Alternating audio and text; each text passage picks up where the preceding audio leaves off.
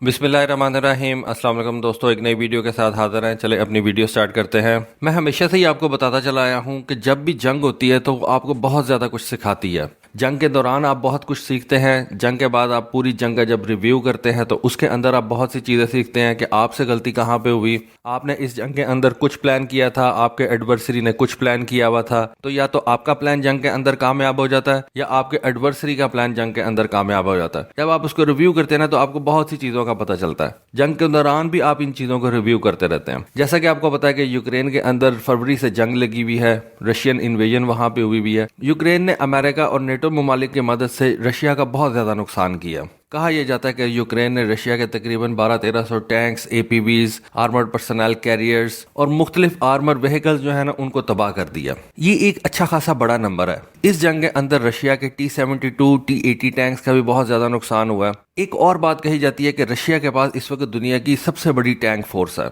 ये सारी की सारी टैंक फोर्स रशिया ने जो है वो ऑपरेशनल नहीं रखी हुई। बहुत से रशिया के हजारों की तादाद में ऐसे टैंक्स हैं जो उसने स्टोरेज के अंदर रखे हुए हैं, जिनको वो रीएक्टिवेट कर सकता है। कुछ उसने डीप स्टोरेज के अंदर रखे हुए हैं, जिनको आप कह लें कि उसने आखिरी रिजॉर्ट के लिए रखा हुआ। रशिया दुनिया का सबसे बड़ा मुल्क है। ऑलमोस्ट तमाम नेटो कंट्रीज के साथ उसकी सरहद मिलती है। सोवियत इरा के दौरान रशिया ने दुनिया की सबसे बड़ी टैंक फोर्स तैयार की थी और अपने वॉर्सो पैक्ट कंट्रीज को ये टैंक्स फराहम किए थे।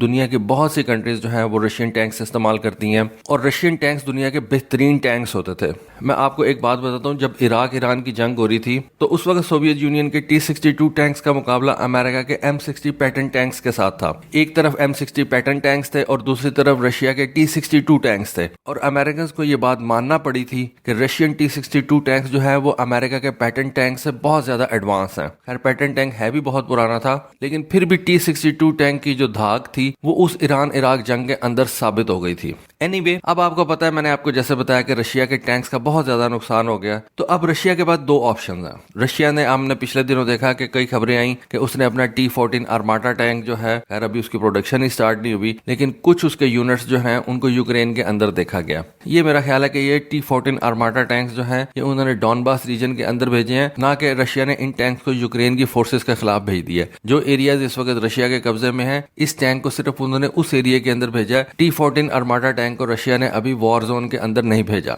एनीवे, जो एक बात समझी जाती है कि यूक्रेन में रशिया के जो टैंक्स इस वक्त तबाह हो चुके हुए हैं, रशिया को इन टैंक्स की कमी को पूरा करने के लिए अपने पुराने टैंक्स को जो है वो या तो रीएक्टिवेट करना है या जो उनके बहुत पुराने टैंक्स हैं उनको मॉडर्नाइज करके तो अपनी आर्मी के हवाले करना है। फिर वो उसको यूक्रेन के अंदर इस्तेमाल करें या वैसे वो इन टैंक्स को किसी और फ्रंट के ऊपर इस्तेमाल करें, ये एक दूसरी बात है। लेकिन रशिया को अपने टैंक्स की कमी को पूरा करने के लिए अपने स्टोरेज से पुराने टैंक्स जो है वो निकाल के उनको अपग्रेड करना है और उनको ऑपरेशनल करना है। तो रशिया की तरफ से अब खबर आई है कि उसने अपने पुराने T-62 टैंक्स को मॉडर्नाइज करने का एक प्रोग्राम तैयार किया है और उसके ऊपर उन्होंने वर्किंग स्टार्ट कर दी है। कहा यह जा रहा है कि रशिया तकरीबन 800 के करीब T-62 टैंक्स को मॉडर्नाइज करेगा। इनको 21st सेंचुरी की आर्मर प्रोटेक्शन फराहम की जाएगी और इनके अंदर जो सेंसर्स हैं उनको भी 21st सेंचुरी के तकाजों के मुताबिक जो है वो अपग्रेड किया जाएगा।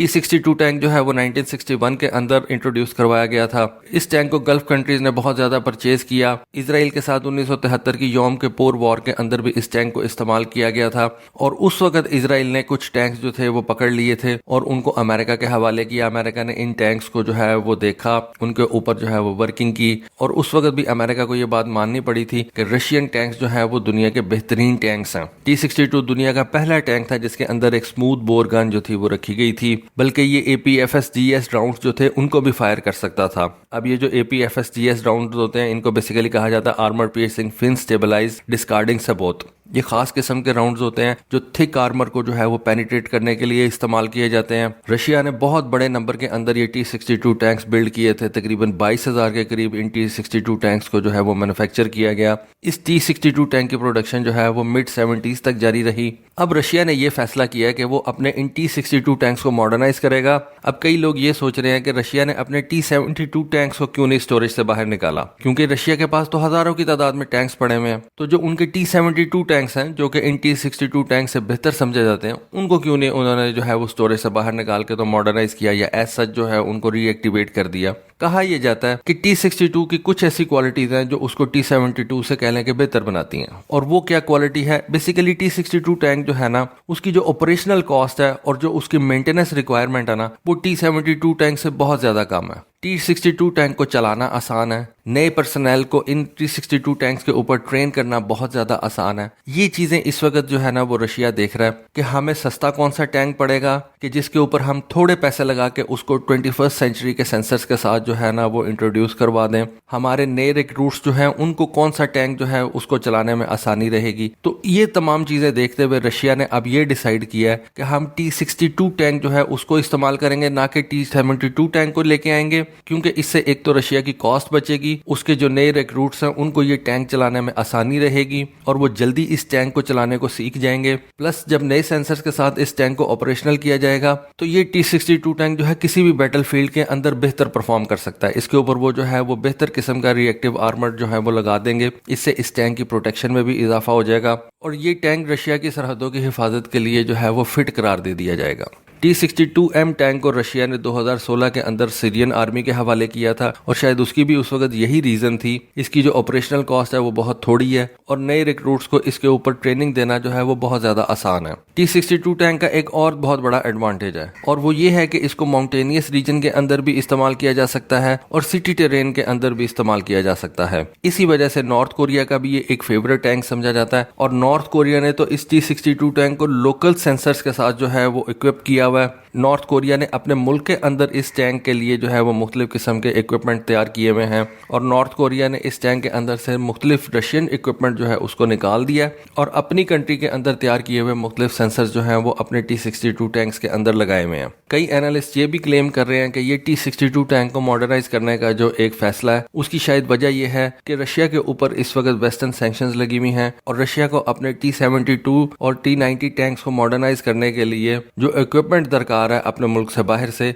वो रशिया इस वक्त हासिल नहीं कर सकता। इस वजह से रशिया ने ये डिसाइड किया कि हम T62 टैंक को जो है वो स्टोरेज से बाहर निकालेंगे और अपने मुल्क के अंदर ही इस टैंक को जो है ना वो अपग्रेड करेंगे। और T62 टैंक को अपग्रेड करने के लिए रशिया को किसी भी बाहर की हेल्प की जरूरत नहीं है, किसी और कंपनी की हेल्प की जरूरत नहीं है, किसी बाहर के सेंसर्स वगैरह की जरूरत नहीं है और इस T62 टैंक को रशियंस जो है वो अपने मुल्क के अंदर ही अपग्रेड कर सकते हैं। लेकिन इससे एक नैरेटिव और भी निकलता है कि रशिया अपने T72 टैंक्स को और T80 टैंक्स को एज इट इज जो है वो रीएक्टिवेट कर सकता था, लेकिन उसने ये फैसला किया कि वो अपने T62 टैंक्स को मॉडर्नाइज करेगा। शायद रशिया अभी ये समझता है कि उसको अभी T72 और T80 टैंक्स जो हैं अभी स्टोरेज से बाहर नहीं निकालने चाहिए और पहले उसको ये T62 टैंक्स को मॉडर्नाइज करके तो इस्तेमाल करना चाहिए। ये भी एक अच्छी उनकी जो है वो सोच है और आई बिलीव कि ये रशिया की एक स्मार्ट मूव है। इस वक्त अगर रशिया इन T62 टैंक्स को इस्तेमाल नहीं करेगा और इनको मॉडर्नाइज करके तो ऑपरेशनल नहीं करेगा तो फिर मजीद डिले हो जाएगा और फिर एक वक्त आएगा कि इन टैंक्स को इस्तेमाल करना बिल्कुल ही जो है ना वो कारआमद नहीं रहेगा और आपके लिए ये एक बिल्कुल जंक बन जाएंगे। तो उससे बेहतर है कि आप इन टैंक्स को मॉडर्नाइज बना लें